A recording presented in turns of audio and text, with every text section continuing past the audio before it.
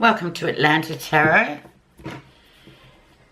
This is the reading for Pisces for the month of November 2018. Welcome Pisces. I'll just give your cards a quick shuffle around. Already been cleaned earlier, but we just give it that bit of a shake up, Pisces. Let's see what the energy is for you this month of November. Knight of Wands or Rods. So very fast moving energy coming in for you, Pisces. It's your fellow water sign of Scorpio for the first 3 weeks of November. So you might feel quite at home in the water as you do. Time for cleansing, time for action too with our lovely Knight of Wands. He's very much action. So whatever is coming up for you, just be warned. There might be sudden change of direction for you Pisces, but it's positive. And so by the end of the month, when we're in Sagittarius, because he is the card for Sagittarians, we'll see what messages this Knight is bringing, because the Knights are the messengers. They usually are people, usually male people too, coming in, giving us messages about what we need to do, how we need to change things. Sometimes they don't stay very long, but they're not meant to. They're just sort of coming in, giving the message, and then off they go again. Let's see where you are right now, Pisces. 2 of Pentacles, so doing quite well. Juggling things in your life, work things, 2 jobs, if you're a mum as well as a work person. There's always a juggle, there's always that balance needed with the 2 of Pentacles. But overall, I'm getting a message that, yeah, okay, so if you've got 2 jobs going at once, which one's more important? Where would you really like to put your energies? Where would you really like to succeed? So it's time for a decision too, but it's not an earth-shaking, life-changing decision, Pisces. It's just about considering your options. Especially we're coming into the second last month of the year. So it's time to sort of really, I guess, start that planning for what you want next year. Just thinking about it, juggling it. Let's see why that's come in. Temperance, Sagittarian card again. So just about being balanced in and out. The inner is balanced with the outer. Divine time too. So it's time to be really considering what's going to happen next year. What are your goals? Divine time says, yeah, it's a good time to be thinking about this, Pisces. Especially when you're fellow water sign of Scorpio. So you'll feel at home there and feel like, okay, yeah, well, what am I going to do? What's going to happen? Where do I want to be? But lovely card, nevertheless, just the beautiful card. It's a healing energy too. It's like, yes, we all try to achieve that balance. It's elusive sometimes. We can't just get it right, but it doesn't mean to say we stop trying. Let's have a look at the background of this situation. So what's been brewing on the back burner basically, Pisces, last couple of months to bring you to where you are now? The 2 of Wands or the 2 of Rods, which either. So yeah, decisions to make once again. Self-confidence returning to Pisces, which is really important. Because it's all very well to be given decisions by the universe, but unless we have that confidence to move on, it's sort of a waste. Because, you know, if you're going to doubt yourself, it's, yeah, you may as well just put it off till later. But the 2 of Wands here says it's time, and it's been working up to this the last couple of months. So just move forward when you know it's right. You've got the confidence now. You've got decisions to make, and once again, it's a 2. So it's sort of working towards that with you, trying to sort of slowly introduce to you that, you know, confidence is back, decisions are to be made, you're in the right spot. So everything's as it should be, Pisces. Let's have a look at the last couple of weeks. So the Libra to Scorpio time. Page of Cups, new things coming in, beautiful new beginnings. Page of Cups often comes along as well if we meet somebody that we just connect with. Automatically, it's a wonderful feeling. It can also talk about just stumbling across something really amazing that you'd like to achieve for yourself, that you love. But it's very much an emotional energy, a water energy as well with the cups. So use that to just add to your confidence and add to the fact that timing is everything. So whatever's coming in the last couple of weeks, Pisces, it's meant to be there with the Page of Cups. The pages also are messengers as well, but they're just sort of reminding you, oh, hang on, it's time for you to sort of connect with people. If someone has come in, we'll rejoice in that and just go, okay, let's see where it goes. Let's just make a decision to move with that, because it doesn't come around all the time. Let's have a look at your lesson you'll be learning in November, Pisces. Oh, the moon. So things have been hidden. Things have been a bit unknown. You've kind of been sitting there thinking, oh, I'm not really sure what's going on. And that's the moon. It is the unknown.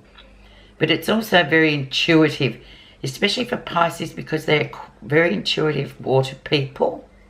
And we can see here there's a lot of water with the moon. It's sitting over the water. So in the depths there are things hidden.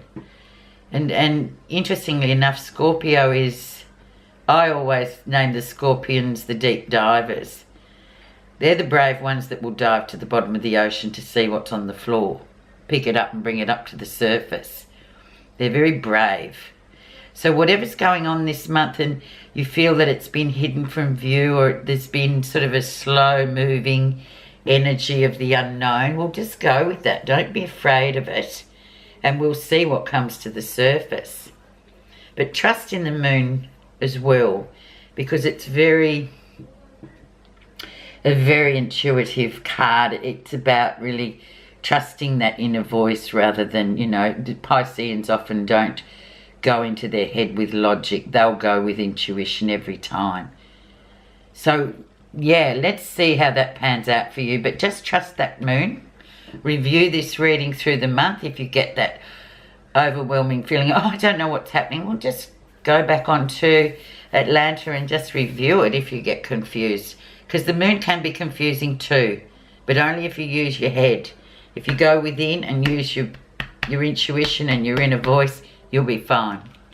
Let's have a look what's coming up in the second week of November. The sun. So the sun will illuminate anything hidden with the moon. So I'm getting here, the interpretation I'm getting is just go slowly with it, see what comes out. Because you've got the moon and the sun. In the middle you've got temperance, so you've got balance. What a lovely picture it is as well. Even if you don't, sometimes people will just read from the pictures on the cards, which is equally interesting as well, the interpretations. So by the second week, things will start to be quite obvious to you, but it's a healing energy to the sun. So whatever's coming in and whatever decisions are to be made, Pisces, just go with it. And even with the energy around being the page of, the Knight of Rods, and there is a change of direction, just go with it, because it's where you're meant to go. Let's have a look at what's happening that you're not realizing.